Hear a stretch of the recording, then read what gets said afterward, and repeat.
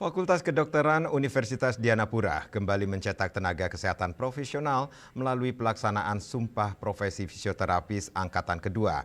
Pada momentum sakral tersebut, program studi fisioterapi meluluskan 41 orang fisioterapis yang dinyatakan siap mengabdikan diri untuk memenuhi kebutuhan layanan fisioterapi khususnya di Bali, serta berpeluang tersebar di berbagai provinsi di seluruh Indonesia.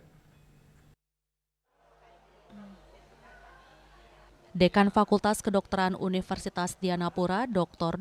Putu Asih Primatanti SPKJ dalam sambutannya menyampaikan bahwa lulusan fisioterapi memiliki ruang kerja yang sangat luas.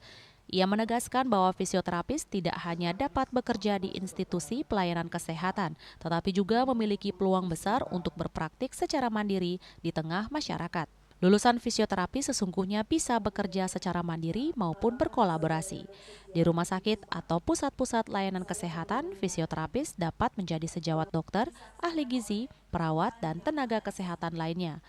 Sementara di luar institusi, mereka juga bisa membuka praktik mandiri untuk masyarakat yang membutuhkan. Nah, dalam kesempatan ini tentunya saya juga memiliki pesan kepada seluruh fisioterapis yang telah disumpah pada hari ini agar bisa beradaptasi mengikuti bagaimana perkembangan digital maupun perkembangan AI yang begitu marak, menyesuaikan dengan profesinya. Jadi adaptif ya, jadi profesi yang adaptif dan berkolaboratif dengan profesi-profesi lainnya untuk mendukung peningkatan kesehatan masyarakat. Sementara itu, Ketua Program Studi Pendidikan Profesi Fisioterapis Daryono MERG FTR menjelaskan perbedaan mendasar antara diagnosis medis dengan diagnosis fisioterapi.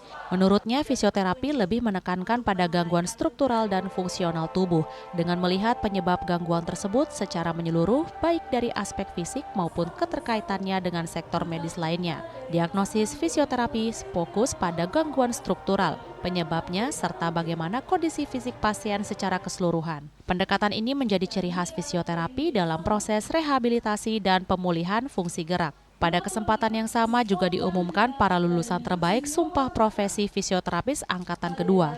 Lulusan terbaik diraih oleh Gusti Ayu Indah Yudira Putri Eskes FTR, terbaik kedua oleh I Gusti Lanang Wahyu Arta Eskes FTR, dan terbaik ketiga oleh Regon Zoren Herdat S. Arbaan PT FTR. Lebih lanjut, Dr. Putu Asih Primatanti SPKJ menyampaikan harapannya kepada seluruh lulusan yang telah mengucapkan sumpah profesi.